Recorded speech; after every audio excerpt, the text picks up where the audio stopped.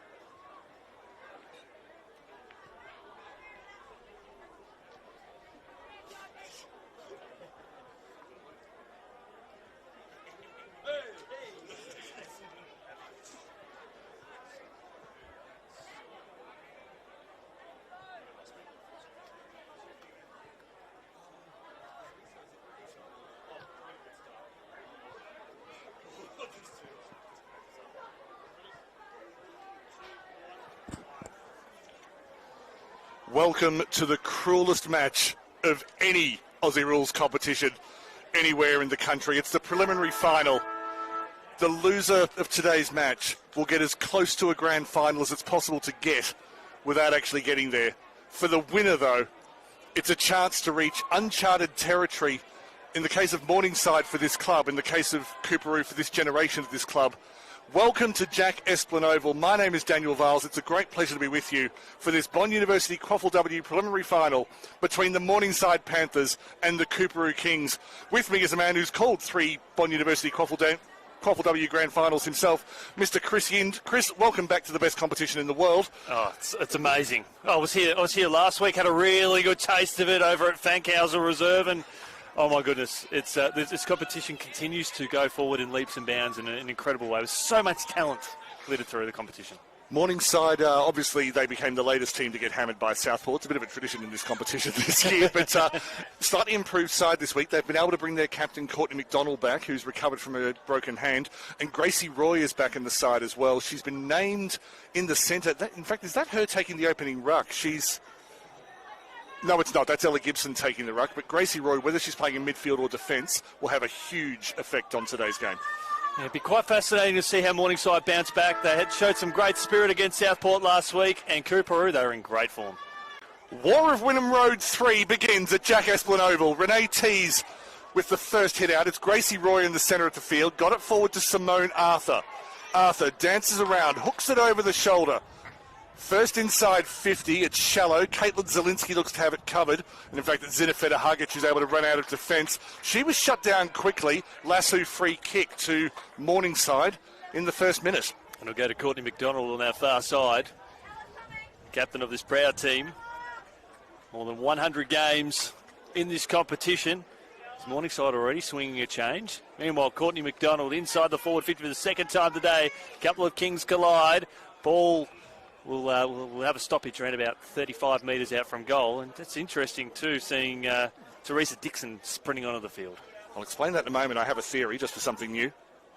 Not able to connect inside 50 was Morningside. Coorparoo swarming in defence.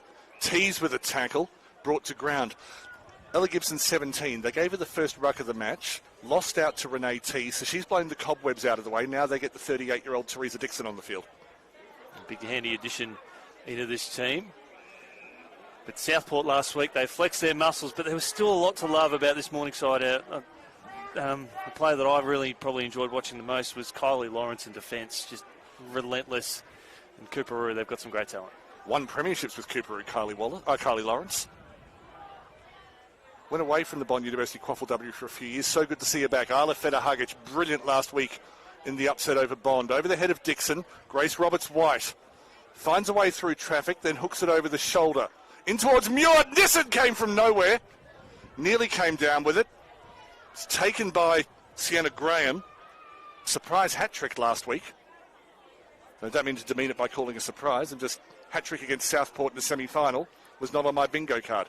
Kicked all 3 goals in that contest and had a great presence up forward. But we're going to see a stoppage here as there is an injury And it's Simone Arthur, who last year I think was top 10 in Australia for CrossFit. So if she's down, something serious happened, because she made it, look, it's easy to say toughest player in the competition when you're trying to praise someone's toughness. Simone actually might be. It's her first year of AFL footy as well. Yep. Yeah, she's taken to it like the aquatic bird to a. I'm trying to be clever. Don't worry. But no, her footy skills have noticeably improved week on week. I think they started her in defence last week. She started an attack at different times. She's been an on-baller. But yeah, there's been a lot of skill added to just the incredible athleticism and physique. And she's got the best of care at the moment, so she will be coming off the ground. And we'll have a stoppage up at half forward. The attacking zone for the Panthers, who are looking to emulate Southport by making a grand final in their first season in the QAFLW competition. As the Kings right foot kick squeeze off the side of the boot there from Isla Federhagic on the far side, and we'll see the lasso, so we'll go back to the Panthers. Clever work from Annabelle Peacock. She was so good last week. One of the clear standouts for the Panthers. More on her in a moment, but she's a standout. Mia Teubler back in the side this week, comes off her hands out of bounds. Of course, Morningside, I realise Southport's a big obstacle, but they could seek to emulate both Yeronga and today's opponents, Coorparoo, in winning a premiership in their first year in this competition. Why stop at the grand final? Got to have ambition. They've got the great talent out there, haven't they? Wheeling around is Jess Riley back in the side this week. Missed last week's game. Kicks it away. Gracie Roy just goes underneath the forward target of Georgia Hewitt. They're locking it inside 50 Morningside, but they haven't had a lot of disposals since they've done so. Greta Lilcock with the final tackle. So we'll see a stoppage at centre half forward. One almost convincingly there from Tees, who's just been a quality campaigner for the Kings for so many seasons. Great work there from Peacock on the far side. Right foot kick. Comes off the side of the boot and goes out of bounds on the full. It'll be a free kick to Coorparoo in the left back pocket as we see Hennessy coming off for a spell for the Panthers and Stalscott coming on. Umpires for today's preliminary final, proudly brought to you by Bradham's Windows and Doors. In the field, Tyler Hickson, Lucas Cosme and Jackson Whittle. Boundary umpires right on cue, Lucas Richardson and Tom Lay. And in the goals, Finn Maddock and Harry Clarkson. Thank you so much to TPIL Lewis was the last match. Bradham's Windows and Doors. Oof. That's right. None of them pay me, so it's all fine. It's been a long year this month. Just knocking it forward, Morningside. Federhagic appealing for deliberate, because that's what she does. And rewarded. Interesting. Insufficient intent. Not a lasso. It would have been deliberate. So Coorparoo able to clear 50. They're keeping it up the eastern side. A lot of wind at the ground today. Not as much as there was earlier this afternoon. But it is going to have an effect on this match. Just a boundary throw in on the eastern side. Yeah, the breeze that we've seen here today, it's captivated most of Australia at the moment. Thinking of our friends down in Victoria, they've actually got a lot of wind and a lot of snow happening down that way. So the Arctic conditions, whereas it's still shirt and shorts up here. But we're ready for the main event. We are pumped for the main event here at Jack Esplin Oval. Preliminary final action, all thanks to Bond University, is socket off the ground by the Panthers. The Kings, however, just put their body over the ball, and there's a wonderful tackle. The umpire deemed it no prior opportunity. We'll see a stoppage. Georgia Hewitt almost too quick. She's one of the quickest players in this competition. And came over from Yeronga this year with Captain Courtney McDonald and Lucy Bellinger. Hadn't won a match for 2 years that they played at Yeronga. Then they won round one this year. And they promised each other they wouldn't burst into tears, and then promptly did. It's the passion that we see here in this QAFLW competition as Peacock wrapped up immediately. Peacock's been one of the best wingers in the competition this year. Still 16 years old, only played 8 matches because of academy commitments, but as soon as she stepped up to seniors, she showed she was ready. Annabelle Peacock, I'm looking forward to just seeing what she does in senior football over the next couple of years. Don't want to put too much pressure on her, but I just want to see her in this comp dominate. Well, she was at the bottom of that pack that resulted in the stoppage and wrapped up immediately there with Lilcock for the Panthers. So just waiting for both, 110 just to hit the scoreboard early. Here's an opportunity for the Panthers. Left foot kick inside the forward 50. Off hands. That did come off the boot there of Laura Roy. The Kings across half back. Out towards the commentary wing. Got the aid of a couple of extra numbers. Out to a 2-on-3. Couldn't quite trap it, or did so really well. Chloe Haynes up and under kick. Didn't quite go the 15. Wrapped up immediately in the number 22 Guernsey with Scheifler. We'll see a stoppage. Indy Scheffler, who at the age of 15 now has a winning goal in the semi-final on her resume. Beautiful play in defence before Zina Federhugic and Meg Muir combining to get Coorparoo out of their own defensive zone. Izzy Levine, arguably the breakout star of this year. Peacock took on a lot of players and won. Laura Roy will boot inside 50. All over it is Alyssa Wedding. That came off the thigh. Zina Federhugic trying to get possession in the end. Wedding, I think, was willing that ball over the boundary more than guiding it. Petrides putting on a lot of pressure. Coorparoo looked to have done enough. Ala Federhugic around the body. Looks to be picked off by Gracie Roy, who then ran into the stationary target of Talena Nissen, who impersonated a brick wall very convincingly. One of the member of the Team of the Year squad so far as she puts the ball up towards centre half forward, looking for her teammate in Petrides, who had a really good game at half forward last week. Off hands.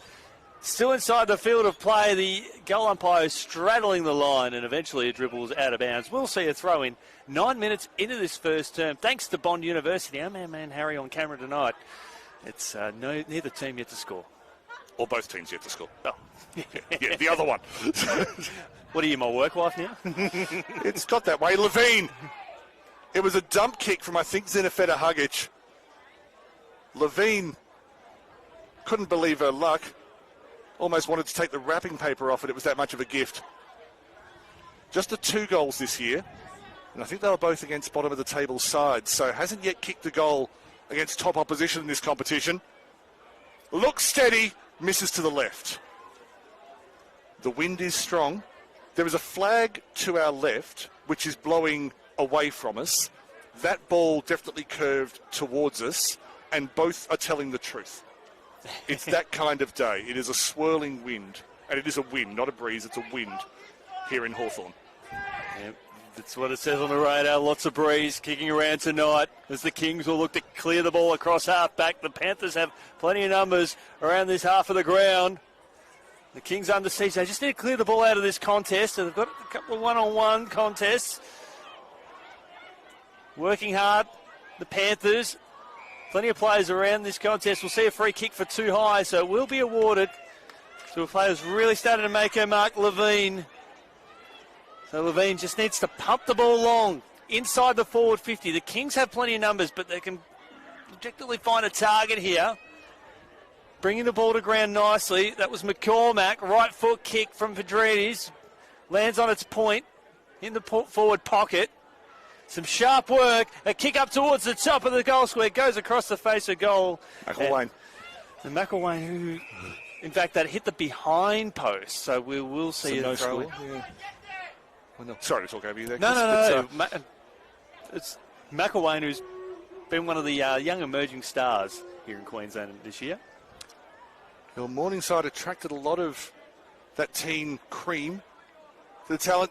Taken in front of goal, not able to get a clean shot away. Federhugic charged at it. Petrides working hard, trying to get the hands free. Lucy Schneider working hard in defence. The kick outside of defence is not convincing. Was nearly taken by Arthur, who's back on the field. Get it back towards the 50. Courtney McDonald runs into space. It's out to the right, looking for someone on the end of it. Hits the deck. Renee T's tackled over the behind line, or in front of the behind line. Be a ball up. I think so. So we appreciate the wonderful work from our goal umpires in the perfect positions. They can't afford to tap this through on the full. It looks like we might see another stoppage. So let's push over try. It might be the best result, because if Coorparoo send the ball out of through for a rush behind on the full. It will be a free kick to Morningside at the top of the goal square, so they can ill afford that. So it's Morningside that try and grab the ball. Pedretti, she overran it. And we'll see another stoppage at the top of the goal square. At the bottom of the pack there was Laura Roy, who I think was trying to draw the free kick, but you can't headbutt the chest of the opposition and get a free kick. McDonald ran past it on the charge. She had the right idea, just didn't get the bounce. This will be the 5th ball up in a row as Schneider's last to get up. And everyone was within 60 metres of goal. Well, with the wind, you may as well compress it if you've got it in your favour. Petriti's looking for space. Snaps. It won't have the distance. May not even go 15. Comes off 3 pairs of hands. Wrapped up very well in the goal square was McDonald. Couldn't get any limbs free, never mind foot the ball. So Rucks will contest again at the top of the goal square. And another stoppage. In fact, holding the ball, so did not make a legitimate attempt to dispose of it, which was Roy. So she tried to appeal for the free kick early. She ended up giving one away. Lovely intercept mark there from Lilcock. 40 metres out, plays on. We'll just pump it up towards the top of the square again. The Kings with some great defensive work. Slews off the side of the boot. And we'll see another boundary throw in the forward pocket. Yeah, Hewitt just with the pot shot from the bottom. Sometimes they go through. Didn't this time. We're up to about 8 or 9 stoppages in a row. Morningside unable to score. Oh, beautiful attempt at a snap off the weaker foot from Laura Roy. It's out on the full, and she's talented enough to look disappointed with herself. But to have the confidence to do that in a preliminary final, Daniel, that shows where her levels are at heading into this game. Well, 3rd year in this comp now after 2 years with University of Queensland. Comes off Talena Nissen. Been a forward for most of the year, but has pinch hit. Probably played more ruck than Renee Tees in the last couple of weeks, and it's worked. Went through to Fraser. Excellent hands from Mackenzie Sleep, who's been playing forward most of the year, but has been moved into defence this week. And wrapped up as Fraser was unable to move it away. I think there might have just been a stray arm that knocked into Teresa Dixon. She's as tough as they come. And she wins the hit out, bringing the ball to ground. Coorparoo just hoping to clear the ball from this contest. They haven't been forward at all tonight. Right foot kick from Gall. Wants to find her teammate at a high half forward. The Panthers with plenty of numbers around this contest. That was Levine, who was able to clear the ball further afield. Swinging kick in there from Gracie Roy. Dribbling kick up towards centre half forward. It's quite an open 50. They just get some kick over the top of this contest. It'll be a genuine foot race. The Panthers. We've got Levine there circling there for support, but working hard at the bottom of the pack there was Tubler. And we'll see a stoppage. Mega Toibler, another ex-UQ player. 2021 Grand Final winner in that Grand Final. Oh, Dakota Davidson tearing it up. Best on ground performance with 4 goals. And Bree Conan in the middle. Some beautiful hands. Goes all the way to Peacock. Peacock shot from over 50. Marked at the back by McElwain. It was just outstanding positioning. And that just shows how she's developed right across this season. An outstanding representative for Queensland in the Under-18 National Championships. And she had a solid game last week against some quality opposition. This will be the dream start for her. Harley McElwain has a goal in the senior preliminary final. Morningside draw first blood in the Bond University QAFLW preliminary final of 2025. Well, sometimes just a chaos kick inside the forward 50. They've been pressing. The ball has lived in their forward half of the ground for the opening 16 minutes of this game. But what this does, Daniel, is it opens up an opportunity for Coorparoo when you have a reset, clear out that congestion. Sometimes you've got to give away a goal to maybe even kick one. You can use it as a bit of a Control-Alt-Delete, can't you? Where you just sort of have to get out of there. It's like, okay, we're 6 points down, but maybe if we give ourselves some space. And, of course, space is what Peacock and McElwain had to work with there, is that Peacock wasn't kicking to a pack. She was kicking to McElwain, who was the taller player in that one-on-one contest. Coorparoo looking for a way to make it forward. Will they succeed with no real conviction, although eventually kicked out of the middle. They've got it, again, not an inside 50. And it will be cleaned up by Hennessy towards the boundary. just goes underneath, and that will be a lasso off the foot of Georgia Hewitt, who was unlucky and only got the bounce towards her when she didn't want it. Alyssa Gore with the free kick. She'll have the free kick here on the commentary wing. Yet to kick a goal this year, played 15 games, been an outstanding contributor to this proud Kings lineup, and that is just missing. Outstanding quality grab. The kick, I think she just poked at it with her toe, forced the turnover. So Ballinger now with a right foot kick. You just see the Morningside now. They can go from one end of the ground to the other. Petridis now. She can pick up the ball. Wrapped up immediately. That was an outstanding tackle. The umpire said play on, and the Kings get a clearing kick. I think it was Jess Riley with the tackle from the Redland Victoria Point junior program. Not quite taken by Petridis. Went for an air swing off the ground. Just wanting to get loose. Almost had it at the back of the pack. Very congested play. Meg Muir grew into last week's game. Ended up being the dominant midfielder on the ground in the win over Bond. Muir brought to ground by Blyton. My attempts to have her nicknamed Enid this year have failed so far. That's not showing your age at all, is it? Oh, don't ask me who Notty and Biggie is either. I have no idea. Never heard that'd be Courtney and Lucy, actually. So I said it, not you. 2-on-1 on the far side, and it's the one that wins with a crucial tackle. Thanks to our friends at Bond University for proudly bringing you this game right around the country on AFL Queensland as the umpire has a tumble. And was able to pay the free kick in the process. Oh, the skills to be able to award a free kick when you've been knocked off balance. It's that off-balance umpiring that's really improved in Queensland the last few years. Oh, outstanding. It's one of the things I'm looking to do, jump on board again next year, Daniel. I'm hoping a few others will do the same. Umpire.afl, get involved in season 2026. Kick ricochets up towards the middle of the ground now. It's the Panthers. They're pushing towards centre half forward, and that they do through Georgia Hewitt. She tries to draw the 50, not forthcoming. Has several options deep. The Kings player falls at the crucial stage, slips out to Petridis. Petridis kicks, Petridis goals, and they've got two right on quarter time, Daniel Viles.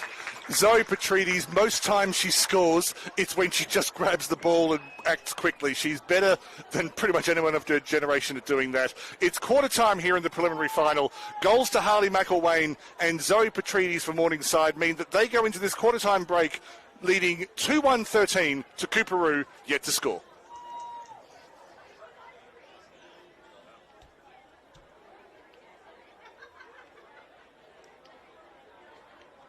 Did you know Bond students have been in every Olympics since '92? How do they do it? Bond is known for its prowess in the sporting domain. With incredible facilities throughout campus, it means you can easily transition from this to this. Sport is alive and well at Bond University.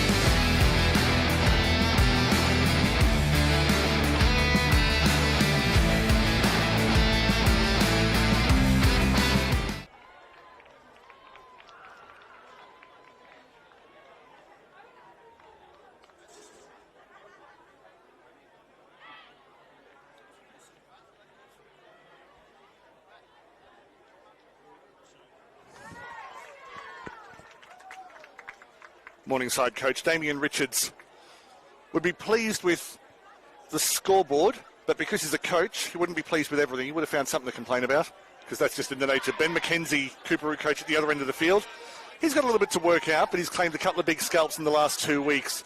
Quarter time in the Bond University QAFLW preliminary final at Jack Esplanade. Morningside 2-1-13. Goals to McElwain and Petrides. Coorparoo yet to score. My name's Daniel Viles. With me is Chris Yind. Chris, I think possibly just Morningside better around the contest and were able to keep control of the ball more in that first quarter? No, I totally agree. And they were able to bottle the ball inside their forward half of the ground. And it's challenging for the Kings because I think the closest they got to the goal was about 60 metres out before the turnover was in place. So they simply got cut up across half back because the Morningside sort of built that wall where any attempt to try and clear was resulted in another clearing kick back inside the forward 50. Second quarter underway. Ella Gibson immediately getting the praise of her teammates downstairs, winning that ruck. Renee Tees, however, true to form, was the next to get the ball, moved it forward, and then I was about to say won her team a free kick, but I think it was awarded before that, so that'll come all the way back to Rose Clancy Dillon. Now they've got a genuine inside 50. Selena Nissen saw it go through the hands. Running across it was Maddie Hennessy. There is wind today, but it's not necessarily favouring the left of your screen. It's purely coincidence that most of the match, including the first minute of this quarter, has been up that end. Well, it's just the change of momentum that we're starting to see after we mentioned Morningside had dominated that first term, kicking to the left of your screen. That's a big tackle on the far side by the Kings. Still inside the field of play. 50 metres out from goal. The umpire has awarded a free kick for a hold, so it will go to the Panthers. Greta Lilcock at left halfback. Just an outstanding leader of this Panthers team. Kick further down the line. Tried to find her teammate there in Lucy Ballinger. Couldn't quite take the mark. The Kings have really upped their intensity under Coach Ben McKenzie at quarter time. Would he have been still pretty positive, taking some positives out of that opening turn? I mean, what he would have liked is that they didn't let Morningside...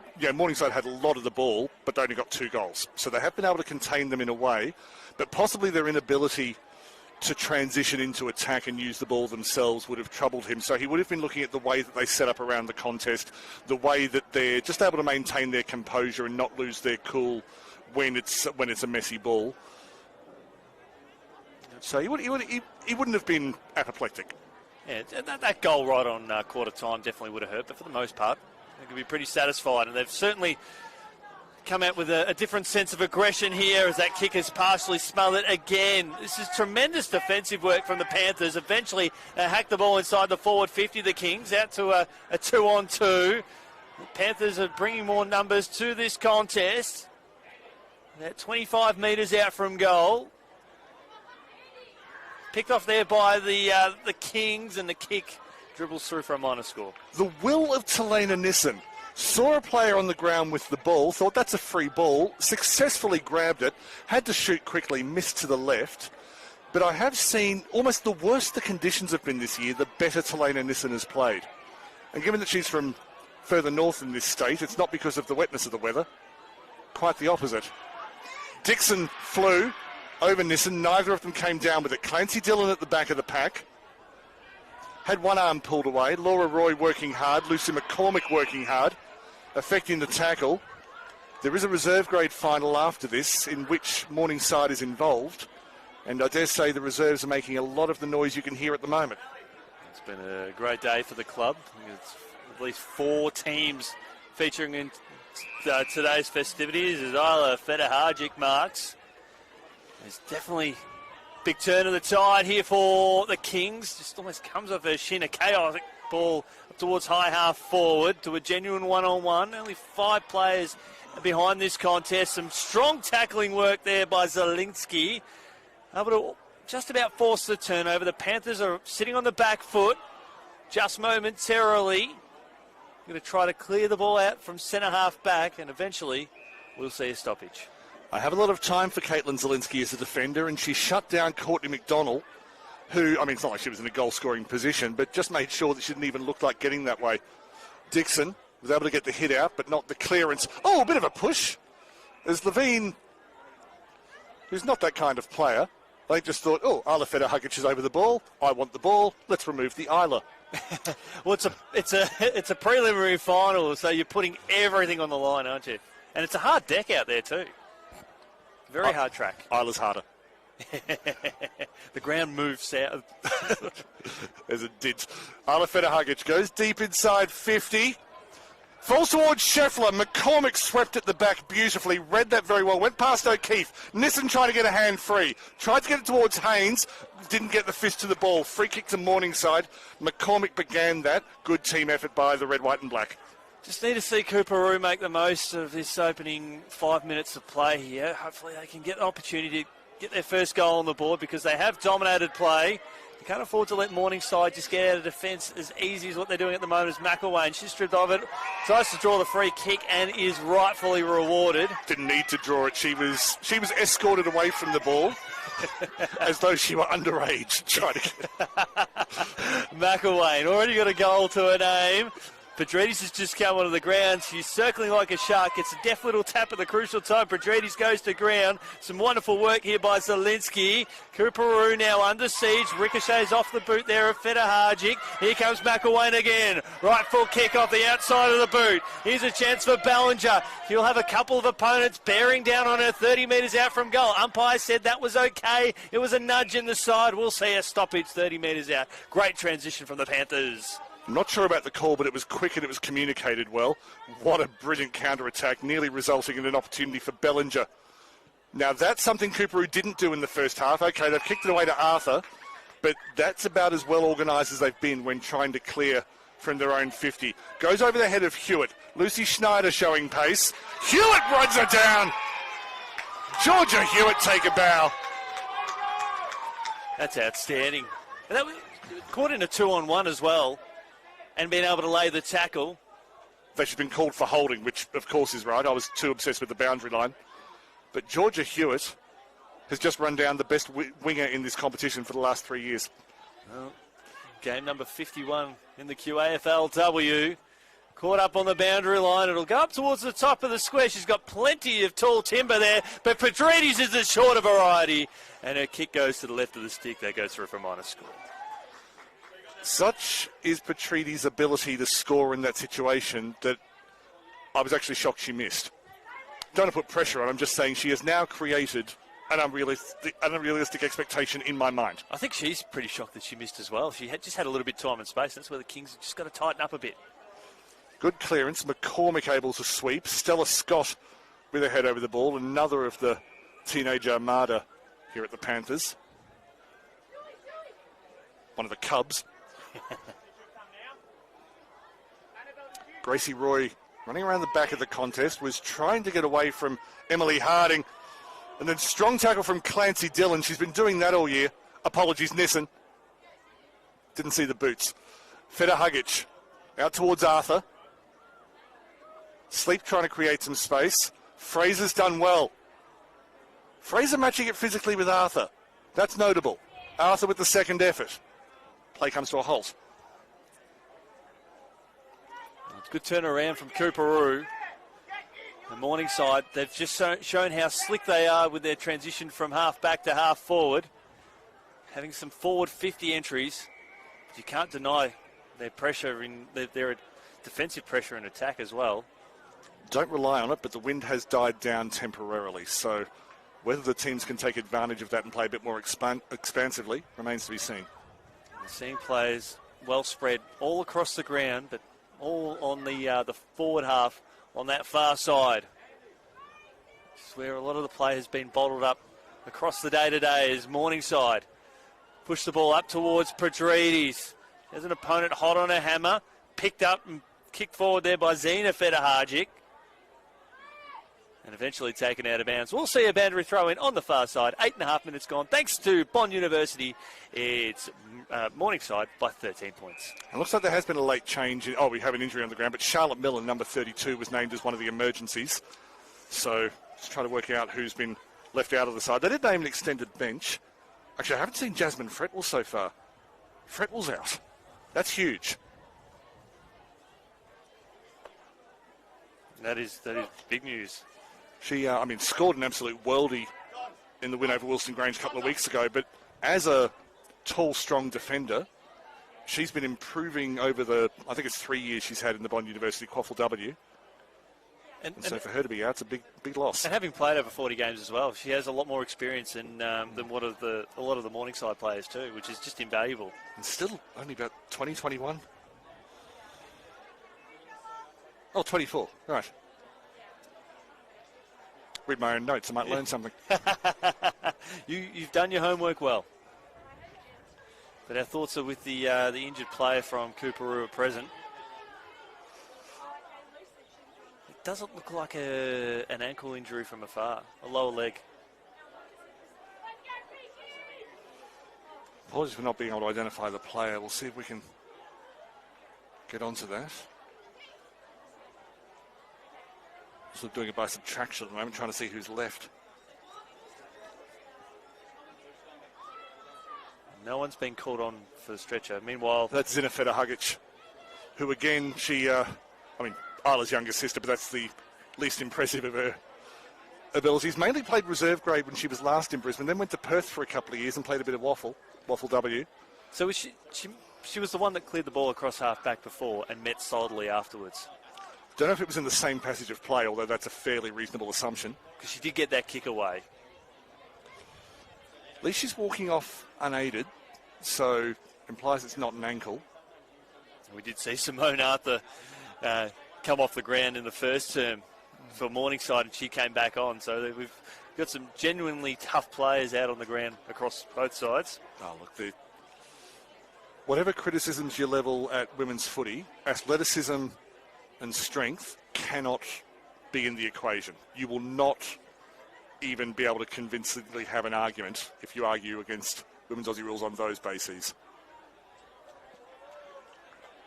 Play resumes, obviously. Fraser broke a couple of tackles. The kick wasn't exactly she wanted. Bounced over the head of Scott. Blyton chasing through. Had it stolen from her. Coorparoo find a way. Peacock marks, but the whistle had gone off before that. So it was a free kick for a dump in the act of disposal. And the umpire was in perfect position to adjudicate that. So Coorparoo still 13 points down. And they've got an opportunity to get that opening goal. They've been pressing here in this term. Comes off hands. Cleared comfortably out of there by Morningside. But again, this is where it's basically shades of the first term, but rolls in reverse inside the forward 50, and Coorparoo turned the ball over, and Morningside will clear across halfback. Laura Roy with the intercept mark, kicked it into her opponent, got very close. The tackle is from Scheffler. Loose on the ground. Laura Roy, desperate to make amends for her initial error. Kicks it across, finds McCormick, someone else who came across from UQ and returned to the junior club of Morningside this year. They've cleared 50. It's in space. Out of bounds, Lasso free kick. So the Kings are going to get rolling here. Got to make the most of it. As Gore pumps the ball deep inside the forward 50. Dribbling kick off the boot there of from Hess. 15 metres out from goal. Just overrun at the crucial stage. Morningside clearing the ball out towards grass. Magnificent work there from Sleep. Another one of those players that had a solid outing last week for Morningside. The Cavalry get over there very, very quickly. What a one-on-one contest on that far wing. Coorparoo paddle it up towards the corridor. Morningside under siege. Kick just partially smothered or fully smothered in that instance. And it's another strong tackle. And we'll see a stoppage 51 metres out from goal. Clancy Dillon with a triple effort. Ended up with the ball just on the 50 and was tackled by the increasingly impressive Annabelle Peacock.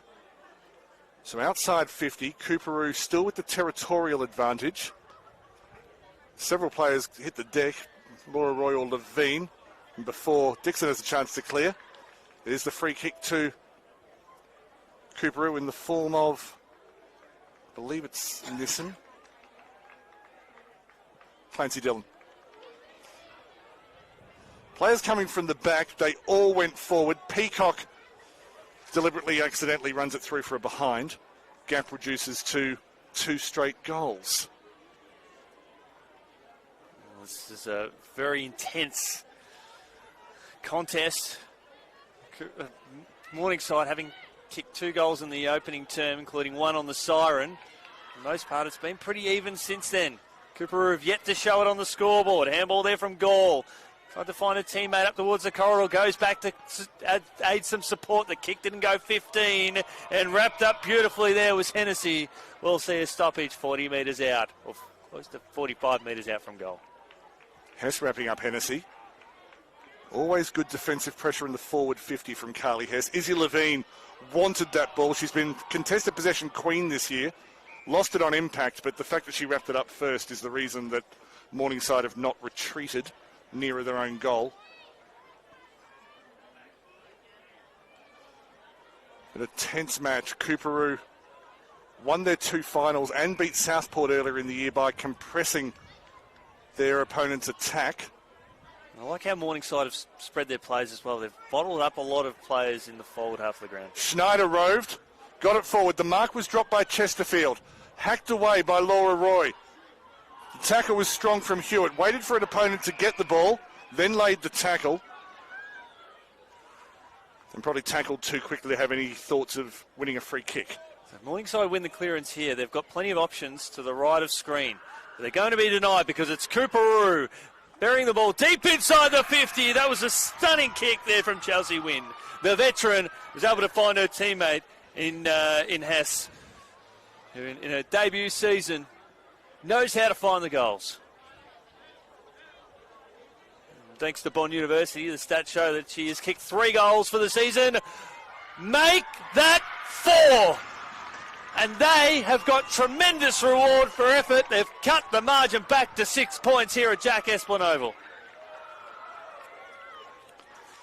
2 contributors to that goal for Coorparoo. Firstly, Chelsea Wynn. Went down to Melbourne earlier this year. Carlton actually saw her play in the QAFLW last year and invited her to come play in the VFLW. Then they had a change of coach, and the new coach said, Chelsea, you are never going to play midfield at this club. So she's come back north and done exactly what she's been doing for the past several years. And meanwhile, this year, Carlton sucked. So you had your chance. You had your chance. She's gone full Teddy Whitten, hasn't she? Secondly, Carly Hess, who, as you say, does a lot of work in the forward line, doesn't always get in the score sheet. Now, she's impressive as a footballer.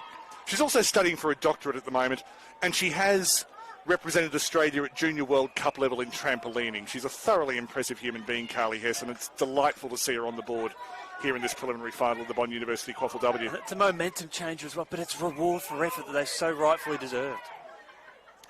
So Morningside from the middle of the field. Levine gets a solid bump after she kicked the ball. Was in the side. Win, brought to ground by Peacock.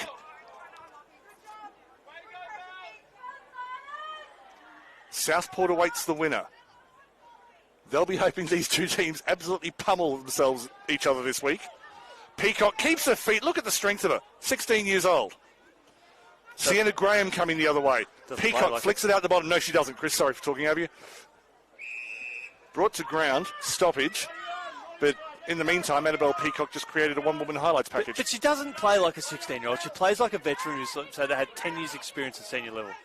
Ella Gibson knocked it through the front of the pack to Arthur. Inside 50. Good attempt. I think it was Bellinger. Dropped the mark. Socked forward by Sienna Graham. Play breaks down. Coorparoo able to get it one pass away. Brilliant from Arla Feta-Hugic. Lil Cock was about to propel that inside 50. And the diving smother from Arla Feta-Hugic. Just want to give some full praise to Alyssa Gore as well. She has dominated across half-back.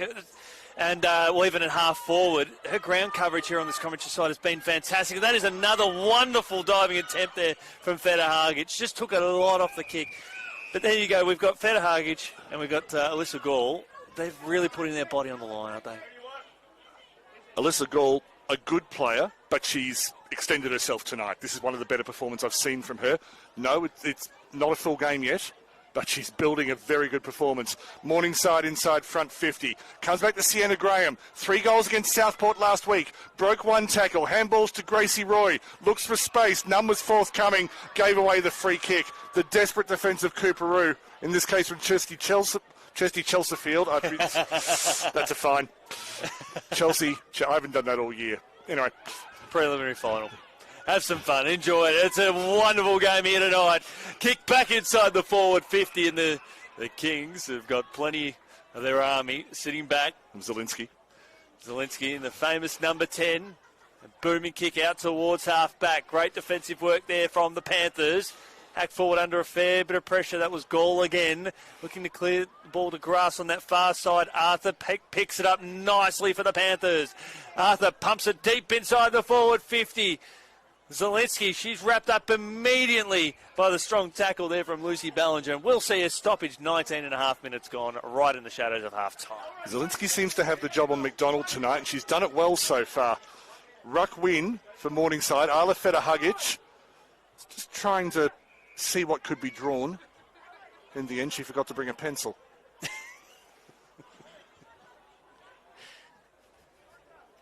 Oh, I love a mixed metaphor. Renee Tees gets the win over Ella Gibson. In terms of the major rucks tonight, Teresa Dixon is probably the most dominant hit-out ruck in this competition this year. Renee Tees, with all due respect to Georgia Davis, who's obviously had her academy and under-18 commitments as well, has probably been the best around-the-ground ruck in the competition this year. Yeah, best mobile in the ruck. Great fitness, a strong tackle laid there on Tees. And we will see another stoppage. So the first quarter went for 19 and a half minutes. We saw a couple of crucial goals. This one's going longer as Morningside. They got a goal right on quarter time. They'd be eyeing off another at half time. And Coorparoo, I think, probably in their best interest just to flood numbers back. And Christian can give all the tactical advice he likes, but Coorparoo made a move in the second quarter. They are within striking distance, but it is Morningside who lead this by one straight shot. 2-2-14 with goals to McElwain and Petrides in the first quarter. Carly Hess scored Coorparoo's lone goal in the second quarter. They are 1-2-8. Thank you for your company wherever you're watching from. This is the Bond University QAFLW preliminary final here on the official AFLQ YouTube channel.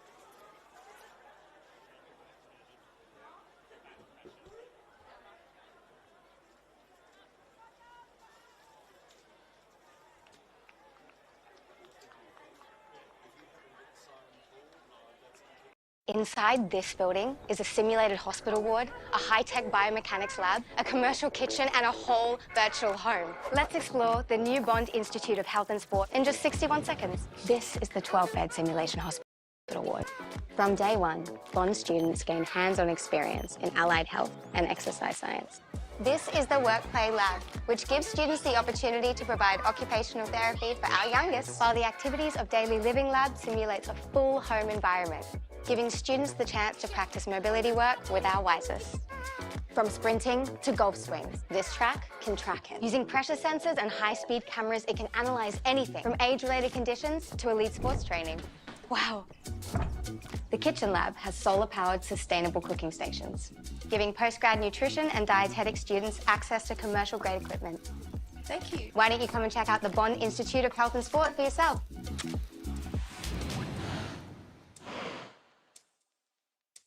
Did you know Bond students have been in every Olympics since '92?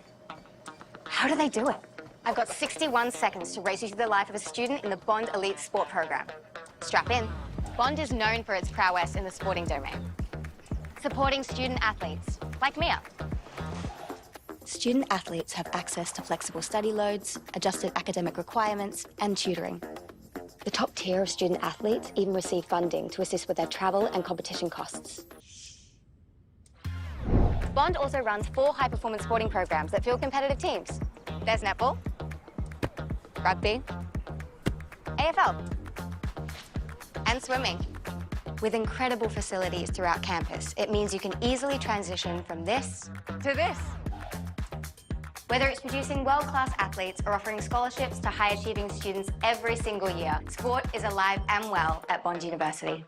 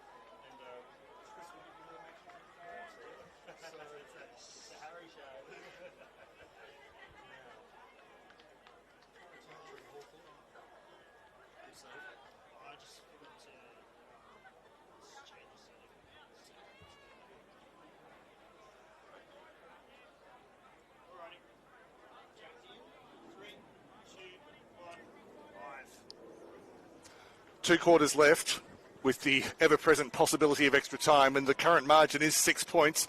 It's just one kick at goal. One of these teams will end their season tonight. The other will play for glory next week, Sunday the 7th of September at Brighton Homes Arena in Springfield. Morningside, 14-2 this season, their first season back, or first season in their current guise, really, in the Bond University QAFLW. 2-2-14. Coorparoo, who haven't made a grand final since they won one in 2019. They're 1-2-8 thanks to a goal to Carly Hess in the second quarter. Harley McElwain and Zoe Petrides scored for Morningside in the first term.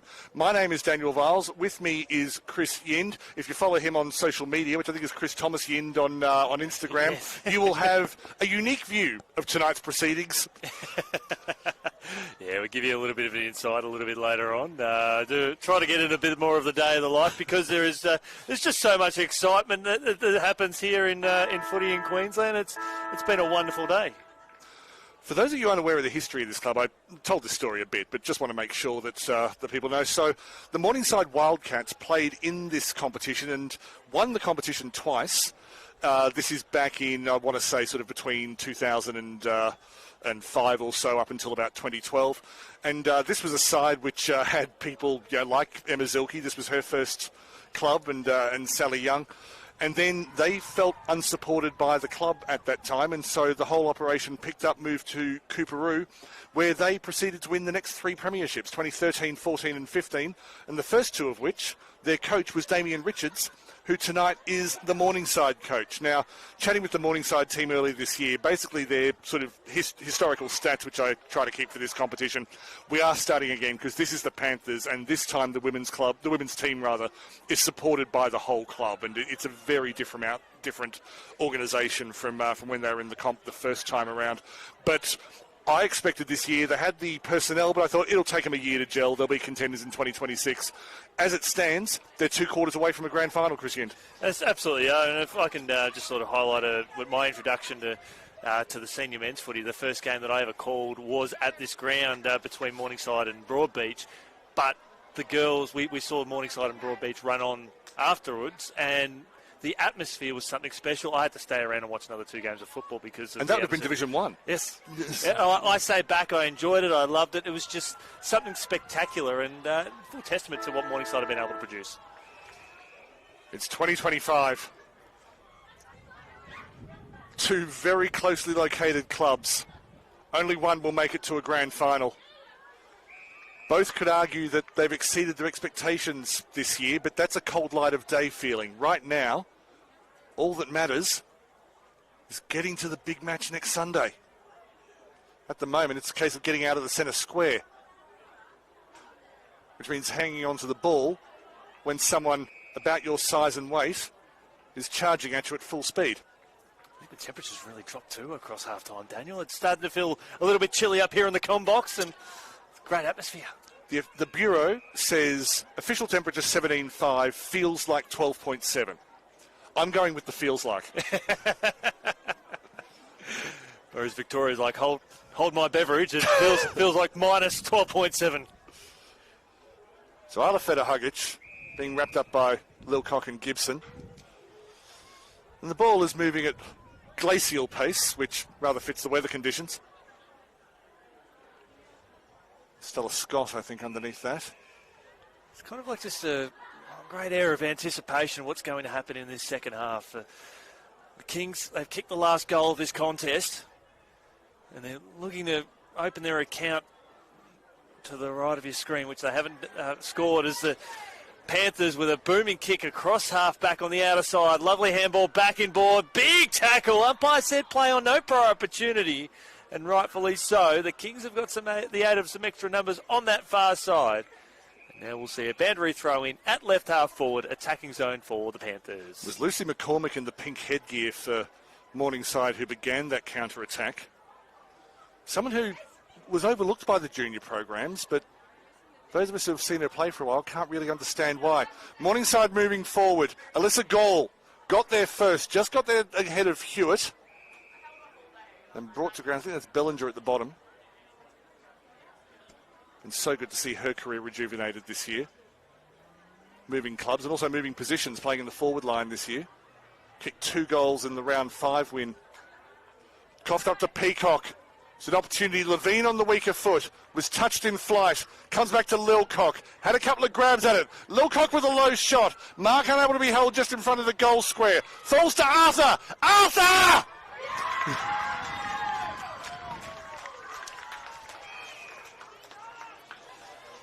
Well, she got in the right spot. In fact, we're seeing a conference here, so we'll... Probably a claim touch on the line. That's what I'm expecting. Goal! They celebrated and they went up again as one. But Arthur just showed tremendous courage after coming down in the opening turn with a heavy knock. And since coming back to the ground, she's hit the contest harder than any other team, and she's coming off for a spell where there'll be plenty of high fives. But that's the one they needed, because Coorparoo had probably dominated the better part of the last sort of 15 to 17 minutes of play either side of half-time. And just a symbol of her growth through the year, as you say, her first year playing Australian football. And the growth in skill. Maybe you could argue, she'll develop a left foot kick in that situation, but she got the 6 points. So Coorparoo were able to move forward. They win the free kick just in front of the 50. Isla Feta-Huggich. There is a player down. From this distance might be Sienna Graham. Not confident with that identification. And the challenging part with this ground, Daniel, is that the surface, particularly through the corridor, is it's extremely hard. And sometimes, not quite like concrete, but it's some of the hardest playing surfaces in all of the QAFLW. She's not the first one to go down. And so it's Laura Roy who's down. Obviously a very important call. Big chance for the Zilke this year, Laura Roy. Well, it's not hard to see why. Her agility and her versatility to play defence, to play forward, to play ruck. We as fans are just privileged to be living in an era where Laura Roy is really starting to develop, and the best is yet to come. With Coorparoo with ball in hand, they haven't executed well going to the right of screen in this game so far. So this booming kick, it'll go 30 metres out. Morningside get front position. Lovely trap, I think at the bottom there was Fraser. Hacked out of there by Morningside. Well trapped by Courtney McDonald, and the Panthers are off and running. And it was Laura Roy herself who was able to clear the ball from defence. Out towards Petrides on the wing. Didn't get a kind bounce, was well tracked. Just found a way of getting it inside 50. The ball movement hasn't stopped, even though they're under a lot of pressure. Alyssa Gall going back, tries to run away from Hewitt. In the end, had to handball into space, let the ball do the talking. McElwain is the last one to see it over the paint. That's what I like about Morningside. With their young forwards, they've got McElwain, they've got Petrides, these young under-18 superstars. They're showing some spark. And Laura Roy in the ruck against Tees. I must admit, when you said in the ruck before, I was thinking, no, you mixed her up with Gracie. And then I thought, no, actually, they do send Laura into the ruck every so often. So. She did play a little bit of ruck last week against Southport. Just her mobility was just a treat. And the big improvement this year, much like Kira Zarafa of Southport, is that her disposal efficiency has really improved. She's gone from just doing long dump kicks as a free kick is awarded by the outer zone umpire to really looking for targets, more 45-degree kicks, more really intelligent passing as opposed to just going, well, I've got a 50-metre kick, I'll use it. Zarafa is one of the best left foot kicks in the competition. It's not hard to see why. Oh, it's between her and Roy. Yeah. They're the two. So. And who knows, they could very well be lining up on each other or playing in the midfield against each other next week. But Coorparoo, they're going to throw the hammer down. They're going to make a fist of this one in the second half. And they don't do it in a particular quarter. It was the third quarter where they made the move against Wilston Grange a fortnight ago, and the final quarter where they ran down Bond University last week. So I'll spare you any premiership quarter cliches. They're convenient, but they're often not true. Well, they've got the fitness, they've got the energy, which is what they showed in the second term. Peacock bursting away, zips inside, got space where there was none, puts it towards the goal square, hits the deck. Riley did well to be first to the ball. Pops up to, I thought it was McDonald, not able to keep it in play. It was McDonald, and it wasn't quite that position where the person next to me called Courtney McDonald scoring from that position, the 2020 grand final down at Bond University. Scored an absolute worldie in the grand final as Yeronga demolished Coolangatta that day. Laura Roy misses. And much like Petrides before her, doesn't need much. You know all about the games that I've called and what I've do. I live in your mind. Oh, the first grand final I ever called was Coorparoo. Demolishing Bond. Yeah, that day where Jesse Wardlaw kicked 6 goals in a best on ground performance. Actually, it was Paige Parker who won best on ground that day, but it was Jesse Wardlaw, you're right, kicked 6. Beginning of a legend. Alafeta Hugic, wearing number 6, brought down outside the 50. Morningside on top in this third term. Well, Coorparoo, they've started this term a lot better than what they did the first. Most of the scoring has been done to the left of your screen, and there's, as Daniel's rightfully pointed out, there's been no need for it. We're going to see a holding the ball decision here. And so she did drag it in, so it'll be a free kick to the Panthers. Who'll pierce the ball up towards centre half forward, getting in and intercepting there nicely. I think it was Scheifler, who thumps the ball across the outer wing. Ball hits the deck, almost in the middle of the ground. Soccer didn't go 15 metres. Wonderfully picked up by Hennessy inside the forward 50 on the bounce. It should suit the Panthers. They've got the extra number on that far side. Coorparoo will keep it in with a booming right foot kick. This is going to be a crucial contest for Bond University, who are proud sponsors of the QAFLW. And we'll see a boundary throw in. There we go. Got there. Yes, Renee Tees just getting in the middle of Courtney McDonald and Lucy Bellinger, who really don't communicate well. It's something they've got to work on. Teresa Dixon in the ruck contest. Good work at the back from Chelsea Wynn. Kick was slightly flat from the back of the contest. Gracie Roy was able to get the kick away before she was tackled. Found Petrides as well. In fact, it was Lilcock. Further forward and in space, Lucy Bellinger. What's the Win doing? She possibly could score from there. Found Laura Roy, who had not been tracked at all. Now she can score from here. Well, she had that knock before. And she got knocked down and she got back up again. Laura Roy from about 45 metres. They're never going to keep her down.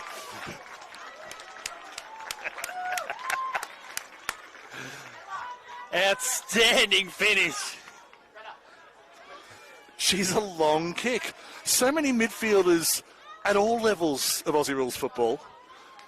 Midfielders who can find a teammate with a 50-metre pass, and yet when they have a shorter kick for goal, for some reason they can't do it. Laura Roy has worked it out. It was against the bottom team in the comp, but a couple of months ago she became the first player in 8 years to kick 10 goals in a match in this competition, and I'm told that she was inaccurate that day. She should have got 15. Really? Yeah. That's phenomenal. But the work, first of all, Bellinger's mark, and then picking out Laura Roy. Bellinger's always been a player with great vision, and Laura Roy is a player who's always able to find space. 29 goals for season 2025 here in the Bond University QAFLW competition. There's Morningside with another clearing kick, and it's a 2-on-1, and this is where the Panthers have actually been very, very good. They'll appeal for the free kick on multiple occasions. The fraternity here, Coorparoo fans, but the umpire has rightfully said they'll have nothing of it. It's great work in a 2-on-1. Regardless of the result tonight, I'm looking forward to seeing this Coorparoo Morningside rivalry build. Well, it is the War of Wynnum Road after all, The War of Wynnum Road. It's not quite splitting the two clubs. It's pretty close to it. How good to hear that at a women's game. We don't hear enough of that. Chelsea Wynn moving forward. Moving back, rather, sorry.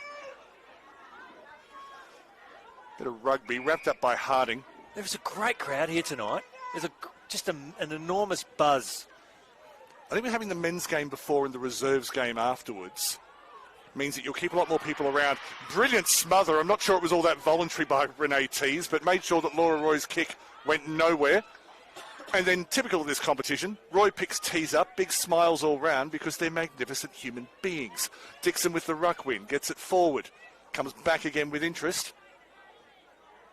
Be surprised. Oh, somehow Dixon squeezed it out. That's because she threw it. This is Coorparoo's moment. They have to get a clearing kick. They've got no one in their forward half of the ground. want them to use the commentary wing. There's actually a good time to use it now because Morningside are using a change, and that's why they're going to bring the ball out. So Coorparoo has essentially got one extra player on the ground at the moment just due to the interchange. Kick comes out now to win off the step. QAFLW and gone. Holding the ball. Free kick, and Roy, she's stepping up now. Plays on now with a left foot kick inside the forward 50. Clever work there from Coorparoo. They just need to bottle it up and wait for the cavalry to come. They'll try to press the ball through the middle of the ground on hands and knees, working tirelessly there with Lucy McCormack. And we'll see a stoppage just forward of centre attacking zone for the Panthers. We haven't seen enough of that tonight with both teams going at each other at once. Morningside know the game is not sewn up. They know what Coorparoo has done to Southport and Bond University this season. Coorparoo know they've got to go. They know they've got a big fight on their hands, but they've done some big things this year, Coorparoo. They have every right to believe in themselves. We did see them last week and that great comeback. Peacock charged out of the middle, around to Hewitt. Hewitt is running hard tonight. In fact, she didn't even set herself properly. She just made sure she kept the momentum going. Bellinger, strong pickup, brought to ground by Clancy Dillon. It's a clash of the South Australians in the far pocket. And they're enjoying lovely weather up here in Queensland, playing in one of the best AFL competitions for women in the country. As Morningside win the tap, the ground inside the forward 50, holding the ball, free kick to Coorparoo. Yeah, Levine went for the shot, and I think it came off above her knee. So there's a couple of players. It happened to Chelsea win before, where they don't normally need that long to get the kick away, but they've taken a bit too much time. It's interesting. That is the cliche, biting off a bit more than you can chew, but that is just pressure. It's preliminary final footy pressure. And we'll see another stoppage 48 metres away from Morningside's goal, where virtually every player is in that attacking half of the ground and over that far side. Now, the congestion is enormous. And it'd be pretty brave for Coorparoo, while there's plenty of real estate out here, Daniel, to clear the ball out this side. The time for bravery may come very soon. Maybe it's now. But, of course, it's easy for us here to sit up here and say, do this. Trying to get far enough away from hungry opponents. Well, if Coorparoo clear the ball to the right, Morningside are just going to pump it straight back in due to the added extra numbers. Again, no clearance. Strong tackling from O'Keefe, who's moved to something like on the ball. Sienna Graham using her pace. Beat a couple of tacklers. Over the top to O'Keefe. Tried to go in field. That was well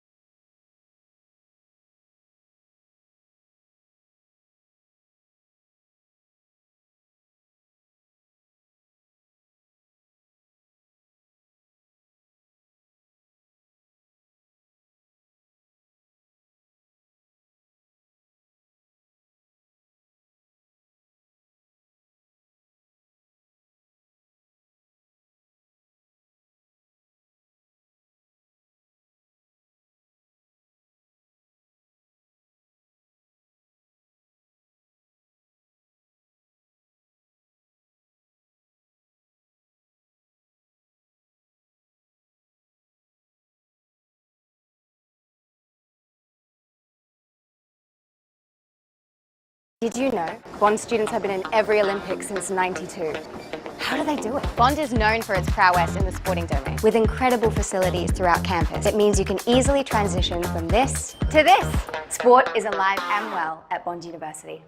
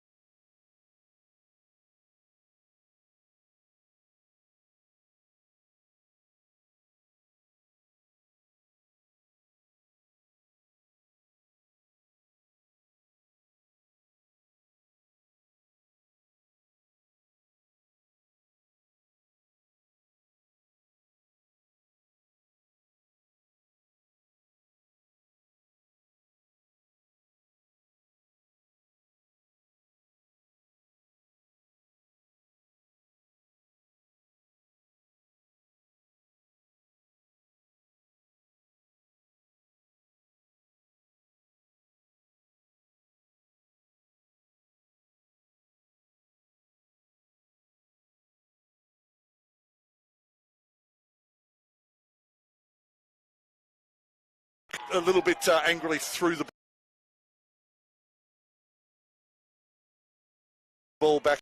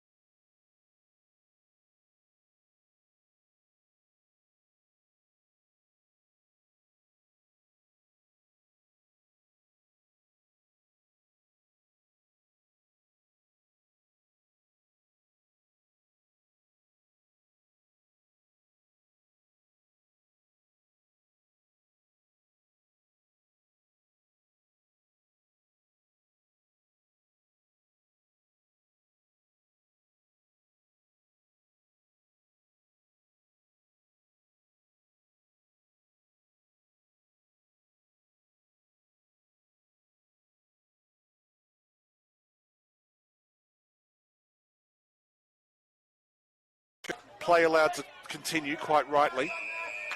Holding the ball. Laura Roy. Laura Roy for about 40. Needs it to swing from left to right. There's not that much swing in the world. But it's a good kick to touch, just bottling it up inside that forward pocket, which is essential.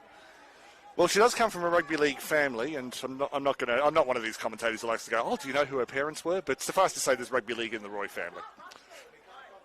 And a big welcome to those who have joined us back here on the coverage on the AFL Queensland YouTube channel. It's the Panthers who have the ball bottled inside their forward line. They are pressing.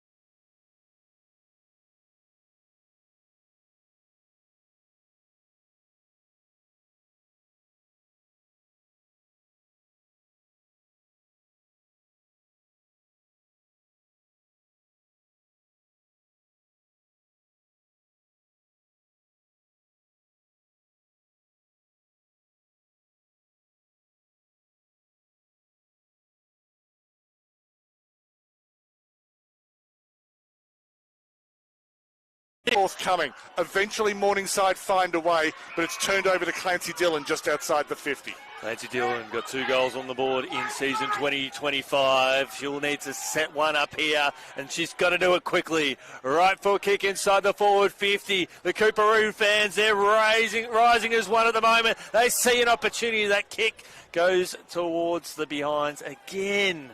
Another miss. Haynes had it. Couldn't get the foot close enough to the ball. Muir watched it spin away from her. They've had the last 3 scoring shots of the game, Coorparoo, and they've all been gettable. Maybe if they reach this position in 12 months' time, we'll be talking about what they learned tonight. Chesterfield didn't have clean hands in front of goal. Plenty of numbers back, most notably Mackenzie Sleep. Glad to have you back with us. This game will be re-uploaded in full, so probably available tomorrow. We'll try and give you a quick recap as soon as we can. Kicked out of defence. Muir. It's given a bit of space, brought to ground by Arthur. So I think it was 27 points to 8 or 9 when we left you. Coorparoo. Chelsea Chesterfield had a set shot in front of goal late in the third quarter at the opposite end of the screen to the right. Inexplicably missed it. She'll be wondering how that happened. I'm not criticising, I'm empathising. And since then they've had a couple of other shots. It hasn't been dominant territorially for Morningside. For Coorparoo, rather. Morningside has had a few forward 50 opportunities, but it's probably fair to say that Coorparoo's had more of the territory, but they haven't had many opportunities, and those they've had, they've not converted. Well, they've probably dominated possession count, and just in general 60-40 on a ratio basis, just inability to be able to convert. And the Morningside team, there's no one to the right of your screen, so the Kings, they can settle. They have to create something now. Right foot kick was ill-directed. Morningside, they could just get the clearing kick away. They might be set. But the ball is at half-back. There for the home team. The right foot kick screwed around the body, and there's a wonderful mark. Morningside, I was about to say they're doing enough. They're doing more than enough. Izzy Levine. Forward. The front position was held, I think, by Nissen. And bursting through the middle was Lilcock. She's had an effective game tonight. Petrides maybe just had some hands around her as she was trying to mark. Goes past Hewitt. Schneider was able to get a kick away under immense pressure. There's a reason she gets picked in Queensland sides. Falls to Laura Roy after there was a bit of a car crash in front of her. Roberts White. They've kept her out of tonight's game. Humped forward by Muir. That's the wrong word. Chesterfield. Outside her range, or is it? Goes for it anyway. It's over the head of McCormick. McCormick tracked back well, as did O'Keefe.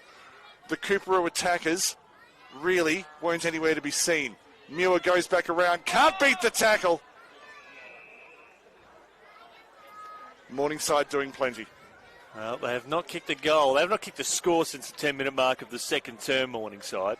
I was trying to say hoofed forward and pumped forward, and it came out as humped forward. I apologise. Hey, we've all been there. You chose the third of 2 options. Yeah. It's been an intense preliminary final. Morningside, they've been more efficient when they've gone inside their forward 50. Coorparoo, their possession dominance has not seen reward for effort as they continue to dominate this final term. Another kick inside the forward 50. It was essentially a 2-on-1 where the one was victorious. They've got Petrides through the corridor. Petrides now, she'll sit underneath this one. She'll take on 2 defenders and win. She's got another option at high half forward. Takes a little bit off the kick, and that she does. A 1-on-1 inside the forward 50 if she wants to. She's got plenty of teammates moving through at a breakneck speed, just taking a little bit off the kick. And does so really well. So that was, I think it started with McElwain, and now it's ended up with McElwain, going via Petrides and Gibson. Combined age between the 4 of them of about 12. Up towards the centre, hits the deck, McDonnell. Going past it was Gibson, dives on the ball. In fact, it's Hewitt. Strong tackle by Zielinski. And in fact, I think there was a bit of a flop at the end there, so Zielinski wins the free kick. So he dragged the ball in, and the umpire said insufficient attempt. Ball comes out now. Lovely hands. Outstanding. Left foot kick inside the forward 50. Going down on hands and knees. Working tirelessly there. Morningside. Winning possession of the ball. Peacock again. Working hard. Her multiple efforts has made her an outstanding player to watch. Peacock pulls the trigger. Peacock goes bang! And Morningside have booked their ticket to Brighton Homes Arena. All bets on Annabelle Peacock being named best on ground tonight. First of all, why are you betting on this? Secondly, they've just been paid out. It's been a stunning display, and it deserved that kind of moment for Annabelle Peacock. Yes, she's got a big future, but let's talk about her present. She's come into this competition this year, been one of the outstanding wingers in terms of her pace, her tackle pressure, her disposal efficiency, her speed. I'm sure there's a weakness there somewhere that someone will exploit when they it's repeat efforts, though. Yeah. You can't fault that. She makes a mistake, she goes back in there and cleans it up, and that's exactly what she did there again, Daniel. That's what makes her a star of this competition today and for many years to come. Okay, so a 5-6-5 simply because when you're exhausted and losing in a preliminary final, getting across the park is hard. So if you're going to give one of those away, do it when probably the result is no longer in doubt. It feels like it's been better than a one-goal performance from Coorparoo, but they haven't taken their chances. They want to finish strongly. Their 2025 does not deserve to end on a weak note. Beautifully picked up at the back. Stella Scott. Meg Muir has been in this competition since 2018. 25 years old, but you can call her a hardened professional. Exhibit A. That's just standard for her. Yeah, that's what she does.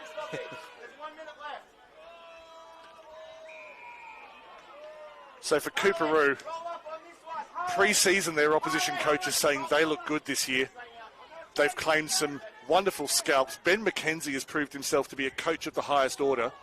Isla Feder-Hugic has shown that she can be as good in the inside midfield as she can in defence. So there's plenty for them to build on for 2026. But the Morningside Panthers, they recalled some juniors from other clubs, people like the Roy sisters, Lucy McCormick, Emma McNaughton not able to be here. Well, she's here, but she's injured. But came over from Aspley after a breakout year last year. Izzy Levine came from nowhere, well, from Wilston Grange Juniors specifically. Players who we weren't sure could make the step up from QAFLW to QAFLW level have done so. Morningside Panthers are in the Bond University QAFLW Grand Final. It's an historic night at Jack Asplin Oval.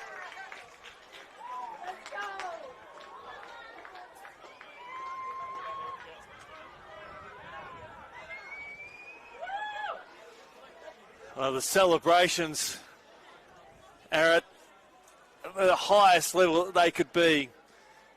And it takes a lot of courage, Daniel, for this team to respond like they did after the loss last week.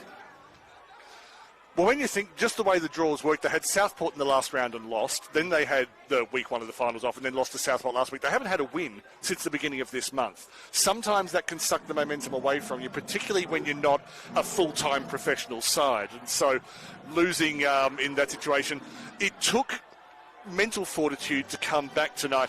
There are heroes all over the field. Kylie Lawrence's defence in that second half just kept growing and growing. Zoe Petrides and Harley McElwain early, we saw some stars. Mackenzie Sleep's defence in the final round. She's been a forward all year. Suddenly she's tracking one of the best forwards in the game in Chelsea Chesterfield and winning one-on-ones. It was an outstanding performance. The Roy sisters, well, they're a known quantity. We know what they can do. Lucy McCormick grew into that match. They were able to keep Grace Roberts-White out of the match, and she's one of the best inside mids in the competition. Sorry, I'll do a whole podcast later for you, Chris, because it's but no, it is Southport versus Morningside in a grand final. In 2021, those two teams had very low, infant women's programs. Now they are at the top of the tree. in the Queensland Women's State League, the Bond University QAFLW. And it's a testament to Morningside in their first season in the QAFLW to make the grand final in their first year, much like Southport did a few years ago. So they've followed the footsteps. It's only making the competition a lot stronger. Annabelle Peacock best on ground. The only reason I'm confident saying that is because Chris and I basically decided that probably before she kicked the final goal. But remarkable game from the 16-year-old. As I say, a big present. The game we did miss some parts during the game, but it will be re-uploaded in full or uploaded in full afterwards. Chris, again, thank you for your work tonight. Yeah, that's an absolute pleasure. And look, technical faults happen. Harry's been an absolute trooper tonight. Well done for keeping it cool in a difficult situation.